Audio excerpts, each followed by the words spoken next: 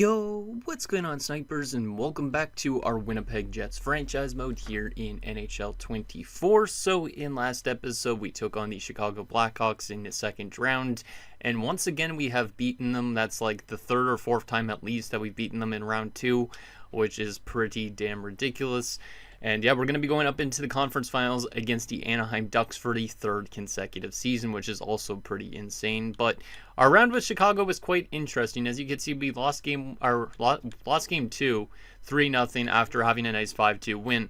Then we won 7-6 in overtime. So it was a bit inconsistent of a start, some good offensive games, but also some games where we didn't score. As you can see also in game 4, our offense really wasn't that good. But then Game 5 and 6, we were able to score a couple more goals, and it seems like if we score more than 2 goals, we have a higher chance of winning than losing, which is great. But it was a little bit of an inconsistent round, so I'm hoping that we could find a bit more of a consistency in this conference finals. But we are going up against a tough Ducks team that is 8-2 up into this point, and obviously, like the last few years, they are still a pretty damn stacked team. So I am thinking that this might be one of the years that we might eventually lose to them, but who knows, maybe our team has another series win in it, and it would be nice because obviously there is a chance that we could play the Buffalo Sabres for the third time in the Stanley Cup Finals if we do get there. But let me show you guys what Anaheim's looking like again, and then we will show you guys our player stats so far through 2 rounds, and I will get also into your guys' comments, and we'll see if we're able to beat this Ducks team. But you can see this is what Anaheim is rocking, and you can see why I say that they're a tough team. They have 390 overall plus guys in their top 6. Their bottom 6 is not the strongest, but it's also not very weak. It's got some solid depth to it. And then on the defensive side of things, you can see that their defensive core is still as strong pretty much as it's been the last few years.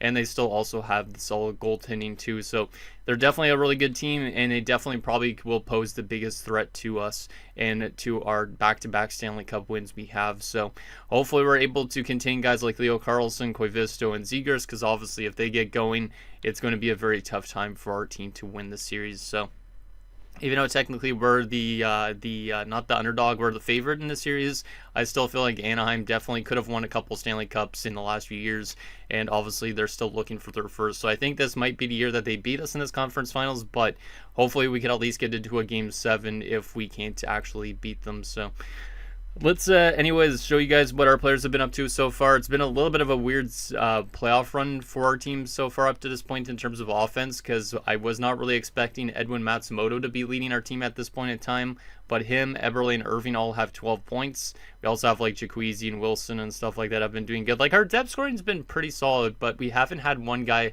completely run away in points like the last few years, because usually we have guys that are way over point per game in the playoff runs, but right now it seems like there's not anybody that's super OL over point per game. We also have been getting some solid goaltending. It's been a little bit inconsistent as of late from Stanley King, but he's been solid. And Bergqvist played 1 game last round, and he was also very good. So it should be interesting to see if this team's able to get that third straight Stanley Cup in potentially next episode if we are to beat the Ducks. So anyways, there's that. Let's get in your guys' comments now and see what you guys have to say about the second round win over the Blackhawks. So the first and only comment is from Saturn Otaku. Says, they say history repeats itself, but it's getting pretty ridiculous at this point. We'll see if it continues the way they had it the last 2 seasons. If Misa ends up walking, you'll probably have enough money to pay King for a few more years. And yeah, that's pretty much true. If obviously if we do end up getting rid of Michael Misa in the offseason, there is a chance that we could have Stanley King probably for a few more years. However, I don't know if I really want him for a few more years, because Bergqvist should be a type of starter goalie by next season, maybe earliest. Like I think he could be an 83 next year at least. So I don't know how long we want to hold on to Stanley King for. Like he obviously has this last year of an RFA status before he becomes a UFA. So we definitely have some decisions there in terms of our goaltending this offseason. And also like with Michael Misa and a bunch of other things. Like it's going to be really interesting to see what this team's looking like next year, because obviously this year might be the last year that this main core is still intact, at least in the top 6, because Michael Misa probably will be gone. And then probably like it would be Bickle down the middle. We'd have Ekholm coming up from the minors. Like there will be a nice looking top 6 still, but obviously it'll be a little bit different without Michael Misa. And hopefully this team is still obviously really good next season and for years to come, because obviously once we start getting into cap problems, that's where we're going to have to let go of guys that we don't really want to, and it's going to hurt a lot, but also it makes a lot of sense. So Anyways, there is that. Let's get into this conference finals and see if we could beat the Ducks, because honestly, like I said, I think this might be the year that we lose to them. But honestly, if we do get to a Cup finals against Buffalo again, who knows what could happen. It would be interesting to play Buffalo again for a Stanley Cup, because we've already played them 2 times before this, and this could be a potential third time, which would be really insane. So there's a lot of teams that have been pretty consistent in this franchise mode. Like, we've obviously been really good as of late. Anaheim's been really good, but they haven't won a Stanley Cup, I think, as of late too.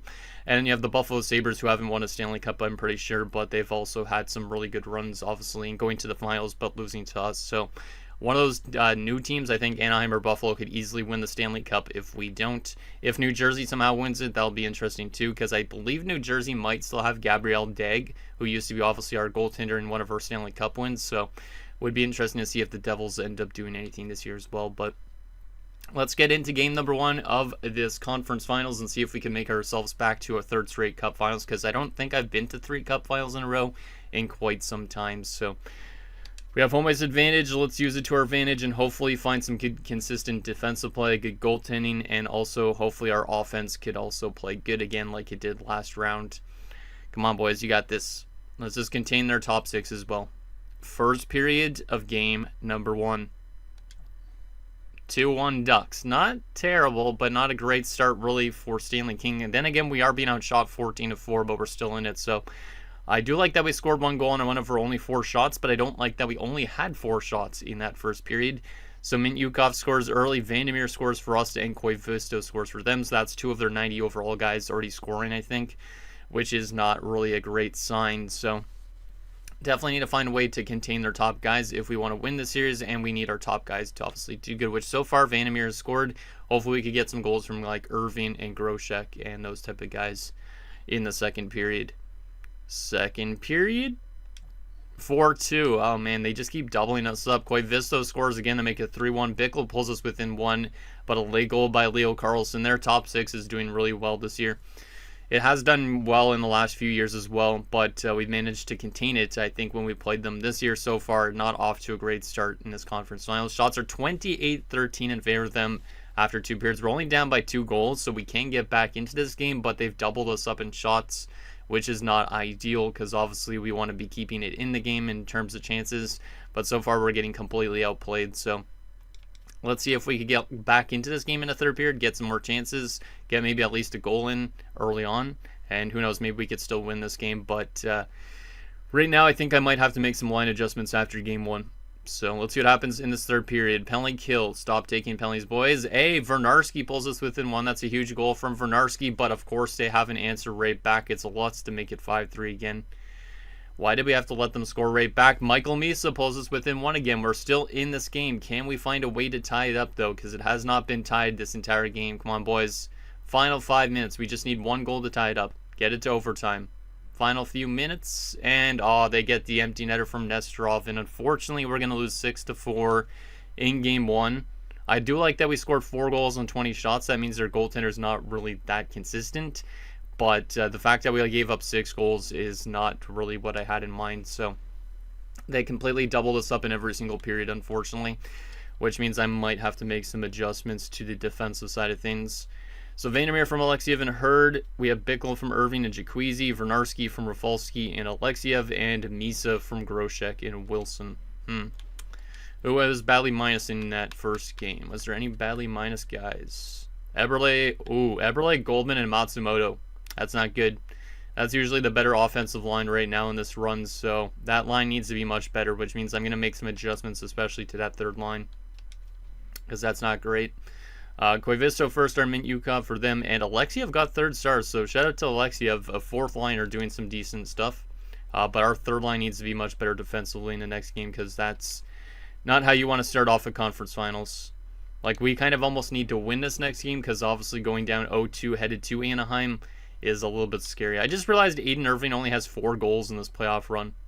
Like, he's over point per game, but 4 goals is kind of low for him. Usually he's a really good goal scorer in the playoffs, so I might need a little bit more out of Aiden Irving, which means I'm going to probably restructure the top 6 a bit with Wilson and Jacuzzi. We are going to split up, I think, the third line, but how could I even split up this third line? There's not really much I could do to that. Yeah, I'll put Misa back with Irving. and Jacuzzi actually instead. Move Bickle back down. There's not really much I could do to make this third line better. They've been pretty good in this playoff run up to this point. I'm going to restructure the fourth line a bit again, though. I am going to take Jamal Hurd back out, get Hansen back in, and I'm going to take Rafalski back out again and put Lannon back in. Lannon hasn't been in a while, but we're going to get him back in due to the overall boost. And I'm going to go back to Palin, Vandermeer, Goddard, and Vernarski. Actually, Louis Varr and Vernarski, and then Goddard will be playing with Scarlett. And then, yeah, we'll keep a Stanley King, who's now down to a 909. I'm almost tempted to go back to Bergfist a bit. But I feel like it's a little early to go to Bergfist. But maybe we want to do that. Because Stanley King definitely has struggled the last little while. Like, his save percentage has gone down. You know what? I'm going to give him a break. We're going to go back to Bergfist again. Bergfist was really good when he was called upon last time. I think maybe just Stanley King needs more breaks again because, like I mentioned in the last episode, he's played a lot of hockey over the last few years. It makes sense that he's going to kind of be a little bit tired. So let's kind of go with the backup goalie and see, obviously, if that could help us tie the series up and all that type of thing. Hopefully our offense continues doing what it did last game because 4 goals was good. But obviously our defensive play needs to be much better, and we need to find a way to contain that top 6 of theirs because their top 6 definitely was the deciding factor in that one. So let's get into game number 2. We still have home ice advantage, but obviously this is a must-win game because we're going to be down 0-2 headed to Anaheim and needing to win at least both games, almost in a sense, in Anaheim to get back into the series if we do lose this one. So we need a win here, boys. First period of game number 2. 1-0 us. Good start. Good start defensively. We only have 6 shots again after the first period, though, so we're not generating a lot of chances. But so far, Ladd hasn't been that great for Anaheim, but his team has been able to outscore the problems, it seems like. So Michael Misa on the board again, which is nice.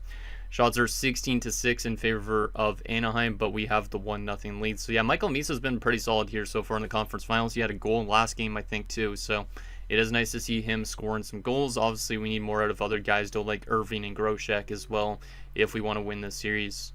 Let's see if we can get some insurance in the second period to make it a bit safer for the third. Second period, 2-2. Oh, man, we had a 2-0 lead, too. Goldman made it 2-0, but a power play goal from Koivisto 2 times in a span of only a minute and something. That Koivisto guy is really tough to contain. Bergfist is playing good, though. He's made 31 saves so far through 2 periods. Like, we're getting outshot 33-13. Like, we're getting completely outplayed in this series up to this point, but he's keeping us in this game, and if he could steal us a win, who knows what could happen the rest of the series. So it's not good that we blew a 2-0 lead, but I do like the way Bergfist has played, but I need our offense to generate a lot more chances because we can't be winning games taking 20 or less shots a game. We need to be getting 30-plus shots a game. Like, in the first round, we had a ton of shots. Because Saturn Otaku was saying we're averaging a certain amount of shots. I think it was like 40-something shots a game. But now, so far, it seems like Anaheim's containing our chances, and we're not able to generate as much as we used to. So we need a strong third period here. Let's see if we can get our lead back and stay in the series a little bit longer. Come on, boys. Who wants to be the guy to give us the lead? Power play for us. We do get a power play goal, and of course, it's Captain Clutch, Aiden Irving. Makes it 3-2. Let's go, Aiden. That's his 5th goal of the playoffs. Like I said, he hasn't been scoring much as of late, but he does score here in a very important game. So that's typically what Aiden Irving does, shows up at the right time possible. Final few minutes. No! Are you kidding me? Zegras ties it up with 45 seconds left. We were that close to tying the series, and I'm a little bit scared about that. Shots are 41-25 in favor of Anaheim, but Trevor Zegras is forced overtime. Oh, boy. I mean, eventually at some point, Anaheim's going to cause us problems. Like last year when we beat them in the conference finals, we literally just barely beat them in overtime because of Vernarski, right? So we know that Anaheim's a tough team to get through. Like if the series goes to 7 games, it's anybody's series basically. But Anaheim definitely seems like the better team right now in a sense because they always have a response to us. But do we have an overtime winner in us to potentially keep us alive? Because going down 0-2 to Anaheim, I don't like our chances at all, really. So who wants to be the hero for us in overtime? We've had some clutch players in the past in overtime situations, but who wants to be that guy to give us a tie series and hopefully give us a chance to still win the series? Let's see what happens in overtime. Come on, guys. Get that overtime winner. Could be Goldman even. Could be Eberle, somebody. I don't really give a crap who. Matsumoto even. Maybe somebody on the defensive core like Goddard. Hey, we do win in overtime. Let's go. And it's Goldman. Let's go, Goldman. Wow, Goldman's having a good year, I think. And we do win 4-3. That's a clutch overtime goal, because without that, who knows, maybe we'd be down 0-2 and also losing the series way faster. Final shots 44-32 in favor of Anaheim, but we do win 4-3. A nice 41 save performance from Bergqvist, who's been pretty good in his first 2 playoff games, which is really great to see. So we had Misa from Vernarski and Jacuzzi, Goldman from Bickle and Palin, Irving from Misa and Jacuzzi, and Goldman with his second of the night from Vandermeer and Groshek. Nicely done, boys. Nicely done. Goldman, the first star of the game, Koivisto, the second star, and Michael Misa, the third star. Okay. I'm surprised that, Bergqvist didn't get a star, but I guess it's because he allowed 3 goals. But, yeah, Bergqvist has been very good. I'm almost contemplating playing him again, but I feel like he might not be good back-to-back game-wise. So I am going to go back to Stanley King, but definitely King is on a short leash with Bergqvist playing the way he is right now. Okay, so we have a 1-1 series headed into Anaheim. It would be nice if we could find ways to win some games on the road as well, but obviously that's going to be a lot tougher to win a game in Anaheim, but we definitely need to take at least one of these 2 games, or else we will be still down 3-1 at that point. So let's just make sure our lines are ready to go. I think offensively we're good. Defensively we were much better last game. Goaltending wise we were much better. Like Bergqvist is rocking a 940 through 2 games. I'm very tempted to start him again. But I think I'm going to go to Stanley King just to see if Stanley King is back to where he was again, because I know Stanley King can respond to his bad games. But obviously if he plays bad again, Bergqvist could come back in again, because Bergqvist seems to be the man at the moment. Also, Goldman's up to an 86 overall, so I think he's definitely getting close to being a second-line center, which is also a little bit weird, because with the situation with Ekholm in the minors, Bickle could technically be a first-line center, Ekholm could be a second or third-line center, Goldman could be a second or third-line center. Like, I don't know if we still have too many centers in a sense. Like, it's going to be really interesting what happens this offseason if this team stays together or not. But anyways, let's get to this next game and see if we can take a game in Anaheim at least. Because, like I said, if we don't win a game in Anaheim, we're going to be in a bad spot. So we need to at least win one of these 2 games going forward if we want to have a chance to win the series. So let's see what happens in Game 3. See if we can build off that overtime victory. Come on, boys. Let's do it again. And let's hope that Stanley King can get back his game that he was doing early on in this playoff run. First period of game number 3. 2-2. 2 goals against on 13 shots. 2 of those goals were within the first 5 minutes. That's not great. It looks like he did respond a bit, though, in the final 16 minutes of the period, but 2 goals against in those early stages, not great. Ritchie and McTavish, but Goldman scores again, so that's 3 goals in the last 2 games from Goldman. Eberle scores a power play goal, okay. So at least we have a tied game after the first period, but I don't know if I really still like the way Stanley King has been playing as of late. And I still don't like that our team is generating not a lot of shots. Like, we're scoring our chances, but it's only because Ladd has been not that good in the series. Like, last game, in the first period, we only had, like, 6 shots on goal, right? And in the game before that, we only had, like, 4 shots on goal in the first period. Like, Anaheim's definitely finding ways to contain our offense for chances, but we're still able to score on our chances because apparently Ladd seems to be a little bit not great at the moment. So, anyways, 2-2 after 1. Let's see if we could get that lead because we have not had the lead yet in this game. Second period. Oh, boy. King, what are you doing, boy? We are being outshot 33-15, but Stanley King is having a very tough time keeping the puck out in the net. It's just not great. McTavish in Koivisto. We only have 15 shots through 2 periods again. Yeah, we're just not generating enough chances. I don't really know what the reasoning is from it, but we are definitely not generating enough against their tough defensive core. Like, we are able to score on our chances sometimes too, but we're down by 2 goals going into the third, and they're outshooting us by double again. Not great. We need to have a strong third period here, or else we're going to be down 2-1 in the series, and then we're going to have to win another game, just like we did in Game 2, or else we're going to be in a very bad spot. So let's see what happens this third period, see if we can get Law back into this game at all. But right now, not looking too good. Ziegler scores again on the power play to make it 5-2. Yeah, I think Stanley King's coming out again next game. He's just been too inconsistent for my liking. I know that he's facing a lot of shots too, so that could be the reasoning why, but damn. Wilson makes it 5-3. Okay, that's nice. But it is a little too late for that. And unfortunately, we are going to be trailing in the series again as we lose 5-3 in Game 2. We outshot 40-25. I don't like that we're not taking as much chances as normal. And I'm just stifling our offense, it seems like. Like, we're scoring goals, but we're just not generating enough chances to score more than that. Goldman from Matsumoto, Eberle from Bickle and Wilson from Bickle. Like, it was a good first period, but that second period definitely lost us the game. And their top six has definitely been firing on all cylinders, so to speak, which is not ideal. Yeah, I'm going to have to make some adjustments, I think. I am. Yeah, King walked in 875, so we're going to go back to Bergfist next game. Because it seems like Stanley King is a little cooked right now. But like I said, it could be because he's played so much hockey over the last few years that he's a little bit exhausted. But Anaheim's also a very good team, so I can kind of understand why he's struggling against them. So let's make some adjustments here, though, and see if we could find something to work. So we're going to go Groshek top line. Irving going to be playing with Bickle and Wilson, I think. Or actually, yeah, Bickle and Wilson, yeah. And then we'll do Misa, Groshek, and Jacuzzi. What else do we want to do here? Trying to think of what else I could do that would work maybe good. How has Bickle been? 10 points. Goldman's got 11. Wow, Goldman's been better than Bickle. That's kind of concerning. I think Bickle's going to get demoted to the third line just to change things up a little bit. That top six usually doesn't get changed that often, but I think I need to make some sort of an adjustment to it. -6 from Hansen. Hansen's going to come back out of the lineup for Jamal Hurd. And how's Landon doing? -3 in 11 games. I could put Rafalski back in, but I don't think it's worth it, to be honest. And also we could make some adjustments by calling up guys from the minors, but I don't really know if that's something I'm wanting to do.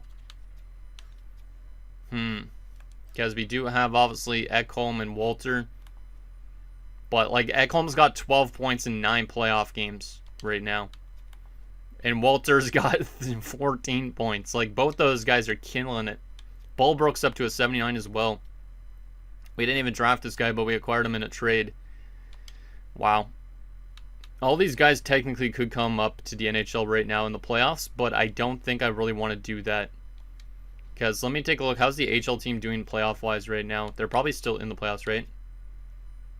No, they got eliminated. Wow, they got eliminated. That's kind of not great. How did they get eliminated? That is very surprising that they got eliminated. Or did they not even make the playoffs? They might no, they definitely did make the playoffs, but didn't they get eliminated? So I can't even see really when they got eliminated. Oh, there you go. Yeah, I was in the second round by Texas. Well, they got eliminated, which means I could do some crazy adjustments by calling up Ekholm and stuff already, but I don't really know if I want to do that. Because who the heck do I send down? I could send Jamal Hurd down to the AHL, or him and Alexiev, and then just completely stack up our fourth line with Ekholm and Walter. You know what? We're going to try something ridiculous. I know we're only down 1 game in the series, but we're going to try something that I was not anticipating to do this year. We're going to send Alexiev and Hurd down to the AHL. And we're going to go to the AHL and call up our best players, Ekholm and Walter. I know it's going to make us more offensively driven, but the AHL team's not even in the playoffs anymore. So at this point, I don't really care about the AHL, obviously. And I don't care if it makes our center depth insane. But we need to make some sort of an adjustment here. So Ekholm will come in. Lannon could stay in for now. And we'll get Walter in as well. Like, these guys are just going to be obviously on the fourth line right now, but next season there's a chance that they'll be in the NHL. We'll get Walter on the point on the power play. And we'll see if this ends up paying off. This is going to be ridiculous. I don't think I've ever had this good of a team on paper. But here we are. I'll get Walter on all those ones. I'm almost tempted to put Ekholm on the power play too, but who would I take out? I would have to take out like Matsumoto, which doesn't make sense, so we'll just leave that. But yeah, this is a very stacked team now on paper. I could also take Lannon out. hypothetically and put Hansen back in, but I don't think I'm going to do that. So we stacked up our forward group. That center depth is actually insane. I'm actually going to remove my face for a second so I can just take a screenshot of this, because this is actually one of the most insane looking teams I think I've ever laced up. Got to get a screenshot of every single line here. It's pretty damn crazy. And we'll probably start Bergfist for this next game just because Stanley King has been pretty tragic at this point. So let me get back to here again, and boom. We are good. Let's go back to Bergfist, and I think that's what we're going to rock with. So Ludwig Ekholm, Esteban Walter, they will make their playoff debuts this season. And then obviously next year, there's a chance that they will be high in the lineup, like second or third line players. Probably third line players, likely at this rate. But we'll see what they're able to do. We're going to go best lines in the AHL because the AHL has been eliminated, unfortunately. But let's see if Ekholm and Walter could continue what they did in the AHL playoffs, because they were really good in the AHL playoffs, and they were good in the AHL regular season. I'm hoping that they could somehow give us a little bit of a psychological edge. It might completely blow back on us, but I don't really care at this stage. I've won a lot of Stanley Cups, so if we don't win a Stanley Cup this year, it's not the end of the world, but we got to make something happen to try and keep our cup winning streak alive. So let's get into game 4 and see if we could tie the series up. I know, like I said, we're only trailing about one game, but might as well make some sort of a crazy adjustment like that. So here you go. First period of game number 4. 1-0 us. Good start. Matsumoto, 20 seconds, and we're out shooting him 17-9. So that's much better of a period in terms of generating chances. However, we didn't score as much as I would have liked, but at least we outshot them after one, which normally doesn't happen, at least in the first 3 games. Can we get some insurance in the second period, or is Ladd going to have actually a good game for a change for them? Second period. 2-1 us. Okay, they did tie it up. It was Zegras on the, not on the power play, just regular strength. And then Wilson scored 6 minutes later for us to give us back the lead. Shots are 28-16, so at least we're generating a lot more chances this time around, but the score is still pretty close, which is not really ideal. At least we do have the lead going into the third period. Can we get some insurance and lock this game down? Come on, boys. Hey, Vandermeer scores early into the third. That's exactly what I want to see. Can we get any goals from Walter in this game or Ekholm? Because that would be a cherry on top, so to speak. But we are definitely completely outplaying them with the additions of those young guys. Like, look at the shot differential. It's actually kind of insane. And they bet back within run. It's Leo Carlson, but Aiden Irving answers back. We're back up by 2. And we are going to win game 4, and we have tied the series up. Let's go. Final shots, 51-23. That's much better. That's exactly what I want to see from this team, is generating a lot more chances. Sure, their goalie was actually pretty good in keeping them in the game, but still, I would rather get a lot of chances on goal than only have like 6 shots in a period. So, much better game there from our team. Matsumoto from Bickle and Eberle, Wilson from Irving and Louis Vara, Vandermeer from Jacuzzi and Irving from Wilson and Goldman. So no points from the young guys, but that's okay. They just gave us a bit more depth. I'm curious on how they did in this game, to be honest. Ekholm only played 5 minutes, but was minus, and Walter played 7 minutes, but was -1. It does make us a bit more, let's see, like, offensively minded in a sense on that fourth line, but it is what it is. Irving, first star of the game with 3 points. Big game from Aiden, of course. Wilson, a second star, and Vandermeer, the third star. And how did Bergfist play in this game, out of curiosity? 9-13. I think we're going to rock Bergfist again, because Bergfist seems to be doing a lot better right now. And obviously with our fourth line being more offensively driven, I feel like Stanley King would probably not do too well. So we're going to give him a couple days off. Aiden Irving's up to 17 points in 15 games, so obviously doing his part here in the conference finals. Let's go back to this again. And, do I want to find a way to get these guys more ice time, Walter, and stuff like that? I don't know. I don't think so. I don't really know if there's much I could do, to be honest, though. Don't think there is. Like, these guys are not going to be able to play that much. But, I mean, Ekholm had a really good season in Manitoba. And in the playoffs was really good, too. So, he deserved to get called up. Walter was really good, too. I'm really excited to see what they could do in their first full season in the NHL next year. But Obviously, right now they're trying to help this team get to a Stanley Cup Finals. So I don't know if they technically would get their name on the Stanley Cup if we won, because the fact that they didn't play any regular season games, but at least they're trying to help contribute to a third cup. So anyways, we have a tie series again. It's been a bit inconsistent just like last round. This is a big game. Whoever wins this one will be one win away from the Stanley Cup Finals. Let's see if we're able to do it. Come on, guys. We haven't won 2 straight games in a while since the end of the Chicago series. So let's see if we could win 2 straight games here and take our first lead of the series as well. Game number 5. Home ice. Let's get it done. First period. 1-0 us again. Good start again. And we're also out shooting them 12-8. A little bit closer, obviously, than last first period. But still, good to get that lead after the first period because we haven't really had it that often. Shots are 12-8. We have a 1-0 lead because of a goal from Bickle. Can we get some insurance in the second period to make us feel a little bit safer? Or is this going to be another game that's kind of close, just like last game? Second period. 3-1 us. Bickle has a hat trick. Let's go, Bickle. Bickle made it 2-0. Koivisto made it 2-1, but Bickle scores again. Bickle's having a lot better of a time on this third line right now, which is great. Obviously, he could get back into the top 6, but I just wanted to make sure he was getting himself going again because he definitely was a bit quiet compared to Goldman, but he has woken up, which is great. Shots are 32-14 in favor of us, so we're having a good time in terms of generating chances. Maybe it's because we have more offensive guys in our bottom 6 now, but hopefully we can play some good defensive hockey in the third period and take our first lead of this conference finals. Come on, boys. Lock it down in the third period. Penalty kill. Nicely done, boys. Nicely done.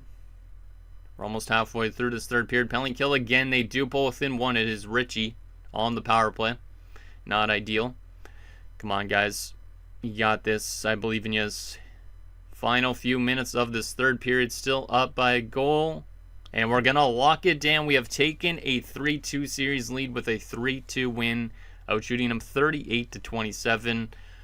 Let's go. Bergfist has won every single game he has started up to this point. I think I might have to keep him in net. But at some point, Stanley King will come back in probably. So Bickle from Vandermeer, Bickle from Matsumoto in Eberle, Bickle from Eberle and Matsumoto. And yeah, that's it. So Bickle, without him, we would have definitely not won that game. Because he has 3 goals. Eberle with 2 points as well, and same with Matsumoto. And Vandermeer had an assist. How did those fourth liners do again? -1 again. Yeah, it's a little bit weird. It's definitely not as good defensively when we had Jamal Hurd and stuff in the lineup, but Ekholm and Walter needed to come up to the lineup just to make us stronger. Bergfist was good again, though, and he definitely helped us win that one. So Bickle first star, Matsumoto second star, Eberle the third star, and we are 1 win away from knocking out the Ducks in the conference finals yet again. Imagine if you were a Ducks fan and you were having to face the Jets this often, like you'd be kind of annoyed by them. Also, Buffalo has taken a 3-2 series lead on New Jersey. I believe they were down 2-0 at one point. So if we win and Buffalo wins, we're going to have another Stanley Cup Finals with the Buffalo Sabres, which is kind of crazy because I don't think I've ever, like I said, had that many Stanley Cup Finals against the same team before. And I don't know how much in NHL history have teams played each other in the Stanley Cup Finals. Like, I know Detroit and Pittsburgh played each other back-to-back years in the Cup Finals, but I don't know if there's any team that have matched up like 3 times against each other in the same finals. Probably back when the original 6 happened, maybe, but in like modern day era, it probably doesn't happen that often, obviously. So there is that. Okay. I think we got to keep the team the exact same, so that means Bergfist will start. And obviously, if he loses, maybe we'll go back to Stanley King because he has been getting a couple days off. But yeah, that fourth line, I hope that they get a little bit better defensively. Because obviously -2 in their first 2 games. Walter has 2 shots in 2 games. Wow, Ekholm has more shots. That's kind of surprising. At least they're generating some chances, so that's good. So we'll go with that. And we'll see if this team is going to go back to that Stanley Cup Finals again. We're 1 win away from going back to a Cup Finals for the 3rd consecutive year, which is kind of crazy considering we've won so many Presidents Trophies. You'd think eventually that it would come crashing down, but right now it hasn't. Okay, so can we close out the Ducks in their building, or are we going to go to a Game 7 again just like last year against them? Let's see what happens. This is for potentially all the marbles. Let's see what happens. Come on, guys. We got this. We got the experience. Let's see if that fourth line can get going too. First period of game number 6.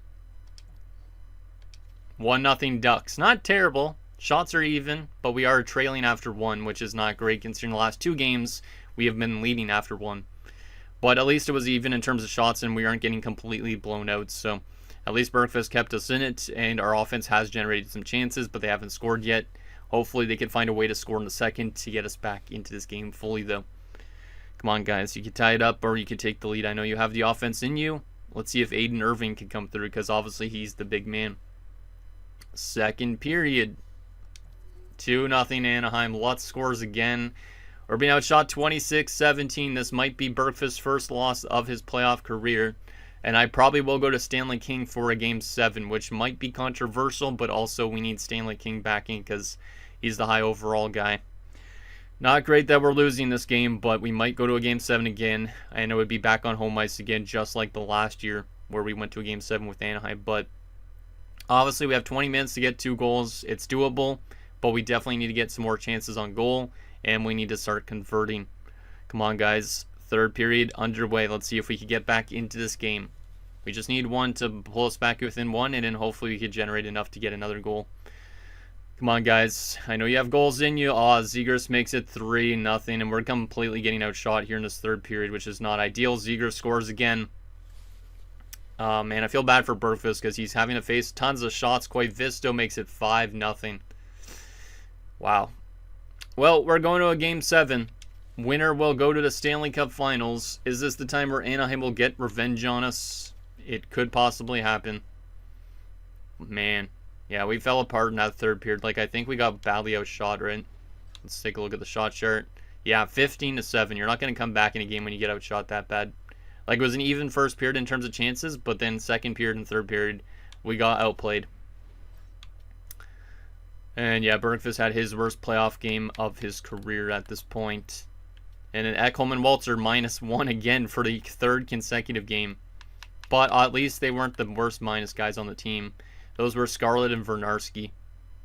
Yeah, I'm going to make some adjustments to the top 6 and stuff as well. Get Bickle back into the top 6. See if that helps anything. But this could be the last game Michael Misa plays in Winnipeg, depending if we decide to move him in the offseason, which likely will be the case. And he just lost morale, as I mentioned that, but then he just gained morale. It's funny as hell. Literally, I was mentioning about him getting potentially dealt, and then he's just like, hey, I hear you. Okay, so we are going to go back to Bickle into the top 6, Goldman back to the third line.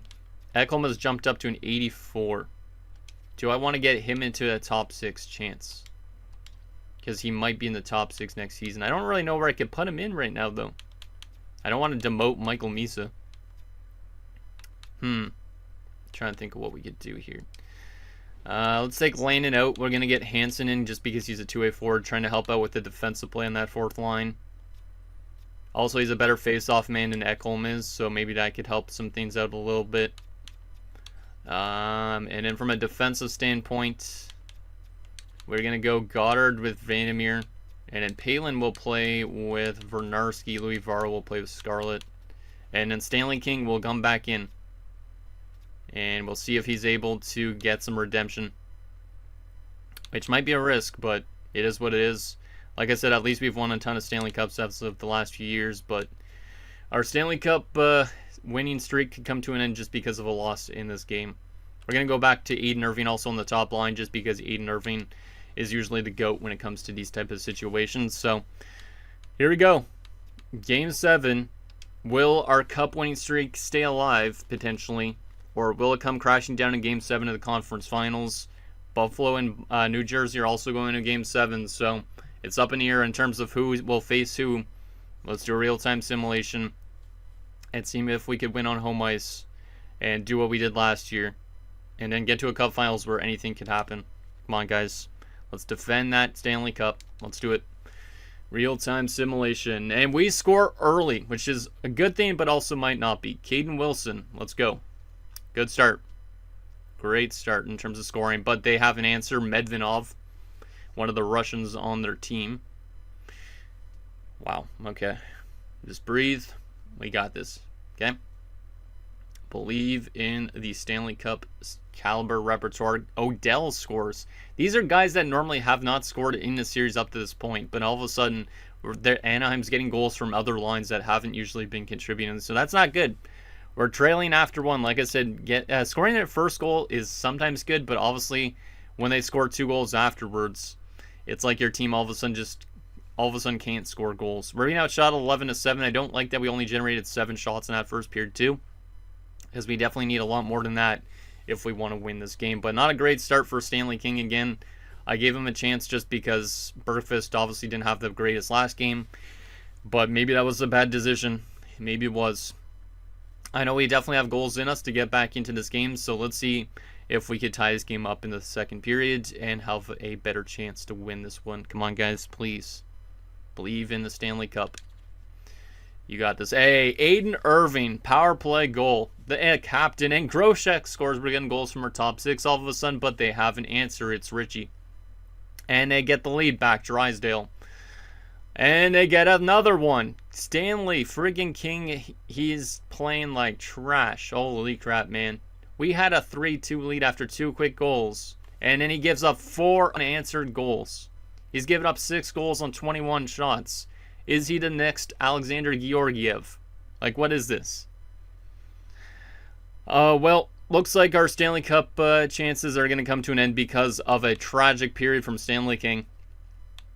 It started off good because our offense all of a sudden was scoring, but then all of a sudden 4 unanswered goals. Wow. Stanley King is not good. And he has 1 year left of his status before he becomes a UFA, so I don't really know what we do. Maybe we trade away his rights because Bergqvist is the next guy going forward, but I should have probably started Bergqvist this game, I feel like, at this rate. Unless we have a huge third period comeback in us, our Stanley Cup winning streak is going to come to an end in the conference finals, like I kind of predicted, and it did go to 7 games as well, as I kind of predicted. I knew eventually we were gonna lose to a team like this, but damn, it kind of sucks that it had to happen like this. Why couldn't it have been like an OT loss or something like that? Because I think an OT loss would feel better, but losing by this much goals definitely does not. Let's see what happens in this third period. See if we have 3 goals in us in this third period, but that second period might have just lost us the game because Stanley King just could not. Yep, 7 goals against on 27 shots. Well, this is pretty much over. Misa scores a power play goal to pull us within 3, but unfortunately, we are going to not win our 3rd straight Stanley Cup because we are going to lose in the conference finals to the Ducks that finally get some revenge on us because Stanley King fell apart in that second period. Wow. Well, that sucks. That sucks a lot, but I mean, this team at least is still a dynasty. Next year, we could get back to the Cup Finals again easily, but also our team is going to look quite a bit different without Michael Misa, without who else knows who. We might make a lot of adjustments this offseason, but we should still have a pretty good core intact for next season, but that definitely sucks. Stanley King, man. He lost us that game. Because literally shots were 13-12 for us in that second period, but he allowed 4 goals on those 12 shots in that period. We won more face-offs as well, but he completely fell apart after we scored 2 quick goals. Wilson from Groshek and Bickle, Irving from Jacuzzi and Misa, Groshek from Vandermeer and Bickle, and then we had Misa from Eberle and Wilson. Of course, Michael Misa scores potentially the last goal of his time in Winnipeg, and it's the last goal of this season. Jeez, man. And of course, we had some bad plus minuses as the 2 OFDs were both -4. Goddamn, and then Ekholm was a -2. And unfortunately, Walter was -1. So our 4th line with those young guys, you could say that we probably made a mistake calling up them, but I wanted to get them some playing time already. But next year, obviously, they'll have a better chance. But Stanley King definitely lost us that one. A .781 save percentage in Game 7, allowing 7 goals. Well, that really blows. Leo Carlson 1st star, Medvedev for them 2nd star, and Wilson the 3rd star. Man, that sucks. That sucks. Oh well, at least we've won a lot of Stanley Cups as of late, but Matsumoto did get injured early in that game with a sore foot, so maybe that played a factor. Who really knows? But Anaheim going to the Stanley Cup Finals where they will meet the Buffalo Sabres. So Buffalo is going to their third Cup Finals in the last 6 years, looking to win a Stanley Cup, obviously, after we've beaten them 2 times. So that's going to be interesting. 2 teams that got revenge, or will have a chance to win a Stanley Cup because last few years we've been able to beat them. So we'll definitely take a look at who wins the Cup and all that. But final few things to wrap up this episode. Let's take a look at player stats in this playoff run that we had. Matsumoto had 16 points and a plus 12. He was great, but he is a pending RFA, and his last year is a pending RFA. Do we bring him back? Do we trade his rights? That's a big question mark going into this offseason. Bickle was good on 16 points. Michael Misa on 12. He was kind of quiet at times, but okay in that conference finals. Goldman was solid. Hansen was tragic defensively. And then Ekholm -5 in 4 games. Yikes. Yeah, his defense is not great apparently. He has good awareness, but his stick checking, shot blocking, not very good. And he's also not very good down the middle in terms of face-offs. Eberle 17 points was good. Groshek only on 11. We needed a little bit more out of Philip Groshek, for sure.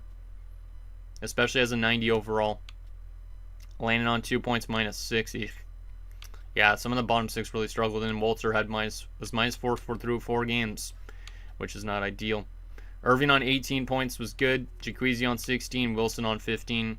So if we're looking from an offensive standpoint, we got the depth scoring, but then our fourth line just completely could not keep the puck out of the net ever. And then defensively, Vandermeer was good.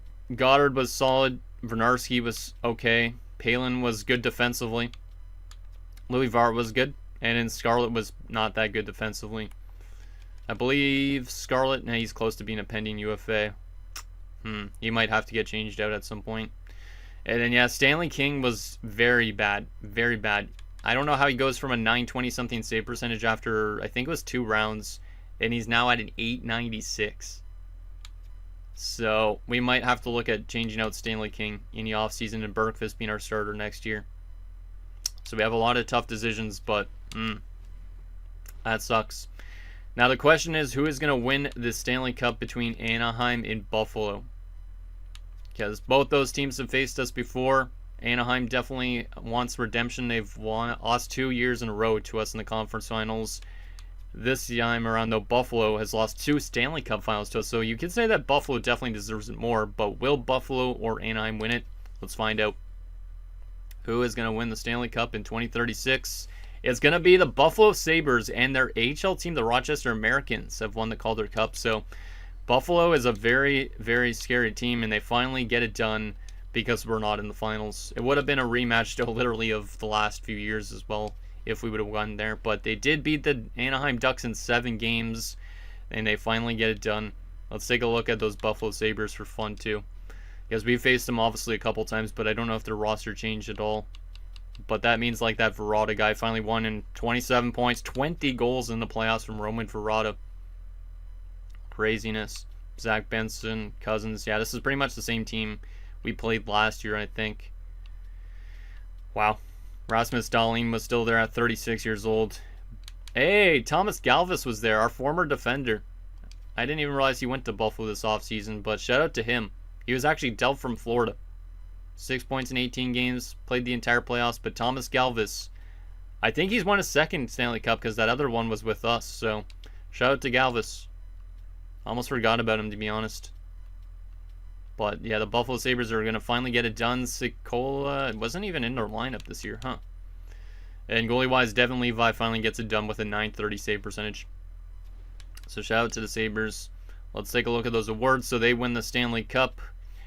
We won 4 straight President's Trophies, but this year we don't get the Stanley Cup, unfortunately. Yeah, and it was Anaheim in the Stanley Cup Finals against Buffalo. Yeah, it's been Buffalo in the Cup Finals for 3 of the last 6 years, I think. New Jersey actually made the Cup Finals a few years back, so yeah, it's literally been the same teams, all really good at this point, which is interesting. Art Ross going to Connor Bedard. Hart also goes to Connor Bedard. Cale McCarr to Norris. Jack Hughes to Lady Bing. Sweeney to Calder for Colorado. Zach Benson the Conn Smythe this year, breaking up Michael Misa's 2 straight ones. Haynes the Vezina. Haynes also won the Jennings, him and Frazee. Kobayashi the Masterton. Rippon for San Jose, the Jack Adams. Cummins the Selke for Arizona. Connor Bedard the Lindsay. And Ekman wins the Richard for the second consecutive year. AHL-wise, any awards for our AHL players? Bulbrook was the best rookie of the year. Shout out to Bulbrook. That's cool. And that is it. Okay. So we're going to simulate up to the draft lottery results and all that stuff now. Take a look at the draft class, wrap up the season.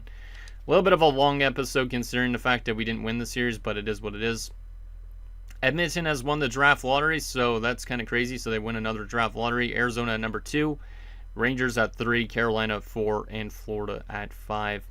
Okay. Any crazy retirements in 2036? Let's see what we got here. David Pastrnak has retired. Same with Mikko Rantanen. Okay. William Nylander retires as a Stanley Cup champion with the Buffalo Sabres. Kyle Connor, our former player, retires. That's cool to see with the New York Islanders. DeBrincat retires. Robertson, Kaprizov, Nick Suzuki. This is quite the retirement class. Yeah, very good retirement class, I would say, in terms of player quality. Then it dips off a bit. Hey, Ryan Suzuki retired the same year as Nick. That's actually kind of cool. That is kind of cool. From a defensive standpoint, Jacob Chikrin retires. K'Andre Miller. Some solid names on the defensive side of things, but better offensively, I would say, in terms of this retirement class. And then from a goaltending perspective, the best goalie to retire was Jeremy Swayman in Chicago. Philip Gustafson also retires. Gachekov, Luukkonen, Woll, etc. All right. So there is that. Coach retirement wise, did we lose any coaches? Nobody in Manitoba. Anybody in our NHL team? No. Perfect. We did lose a scout in Rudy Wong, so we do need to bring in a German scout in the offseason, if you guys could remind me on that. So there is that. Final few things. Let's take a look at our contract situation, the progress reports, and the draft class. So let's start off with the contract situations. This is very important this offseason. I don't really know what we're going to do. Palin, pending UFA. That's a pretty big one. And he wants a ton of money. I think he's gone. We replace him with somebody else, but that's a pretty big loss on our defensive side of things. Matsumoto is still in RFA for 1 more year. But do we need him? If you give him a 3-year deal, he really doesn't want much. But if you give him a 1-year deal, he wants like $8 million. So do we trade away his rights? Do we keep on to him? Fernarski is an RFA for 1 more year. He thinks he's worth almost, wow. He thinks he's worth like $6 million bucks. So we might have to qualify him. And then he's going into the last year of his deal. Lannon is one of these guys that we might not have to qualify, but he's kind of like a 4th-line depth option. It's up to you guys if we should bring him back.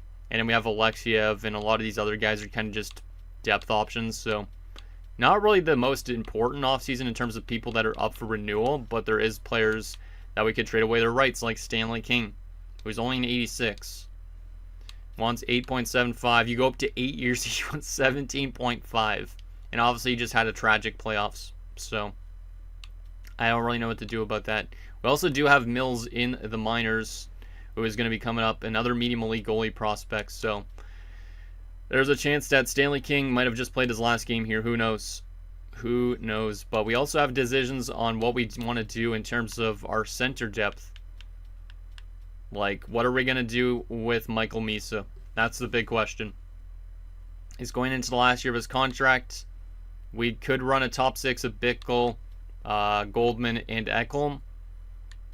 Or we could hold on to Michael Misa for 1 more year. Looks like Bickle dropped down to an 85, so that's a bit of a weird one. That's a bit of a weird one. He is a great point producer. Yeah, that's an interesting one. I do like Bickle, but he is definitely getting paid quite a bit for a number of years. But I think Michael Misa would be the one to move if we want to move a center out. Like, this is going to be a really good team again next season, but there is a lot of guys that could get moved out or not re-signed. Like, I think definitely Burnfist could be a starter next year, but who knows. So there's that. Let's take a look at the progress reports. Any good growth from guys in the system or NHL team? Looks like Jaqueezi got a lot of growth for some weird reason. Was it statistical, though? Yeah, a lot of statistical growth from Jaqueezi.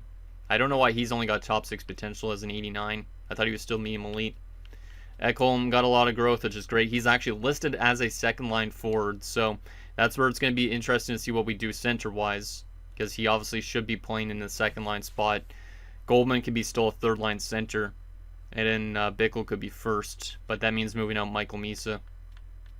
A lot of statistical growth on some guys. Bergfist and Bulkbrook got some growth, which is good. Walter, obviously, Hansen. In the system-wise, anybody at a crazy high overall? I feel like Alexiev might not come back, but I'm not too sure. Any crazy growth from any guys? Mills is up to a 73. We saw a 20, which is good. Blunden up to a 71 at 20, which is good. 69 at 20 for Mr. Scrimes. Okay. Looks like we're getting some solid growth, but not the most insane growth from some guys. DePenta's up to a 63 at 20. That's not bad, considering he was a late round pick. Okay. And Kang up to a 62 at 19. Okay, we got some low leads developing, which is good. So there is that. Final thing, what is this draft class looking like? What picks do we even have this year? Because I honestly don't remember. We have all of our picks plus an extra 4th rounder from the Dallas Stars. Alright. So what are we looking like in terms of this draft class? Any crazy steals? Obviously, we're not drafting until like late in the 1st round. We could try and move up if we want to move out Michael Misa or whatever, but it's not necessary that we do that, that we move up. This draft class honestly does not look that good either, because there's some top 60s supposed to go in the 1st round. Yeah, I think this might be one of the weaker draft classes, to be honest. Yeah, this might not be a good draft class. Yeah, this is probably going to be one of the worst draft classes we've seen in a while. Any medium elites or low elite steals? Probably not, right? Let's see. This guy's not guaranteed. Yeah, I feel like this is not going to be a good draft class for us in terms of generating good prospects. So if we are going to make trades, it's probably not for this year's draft class. It's probably for like future years. But I honestly have no idea what this team's going to be doing in this offseason. Like who we're going to move out, who we're going to keep for next year. Like I'm trying to still think of who actually I want to run down the middle. Like Michael Misa is fantastic, but I don't think he should be here much longer. But Bickle dropping down to an 85 also makes him a bit questionable. But I think he could do really well next to like Irving on that top line. And then Goldman is listed probably still as a 2nd line forward or something, or a 3rd line forward. So we're going to have an interesting center depth next year, but it's going to definitely be probably without Michael Misa. So anyways, guys, that's going to do it for this episode of our Winnipeg Jets franchise mode. So in next episode, we'll obviously take it to the offseason. We'll have a draft and re-sign stages. We look to kind of reconfigure this team a little bit and hope that this team could obviously get back to being a good playoff team again like this season it was. But obviously we came up just short, so hopefully we can continue to maintain our status as a good team, but also by making a little bit of adjustments. So anything down below, and I'll see you guys next time.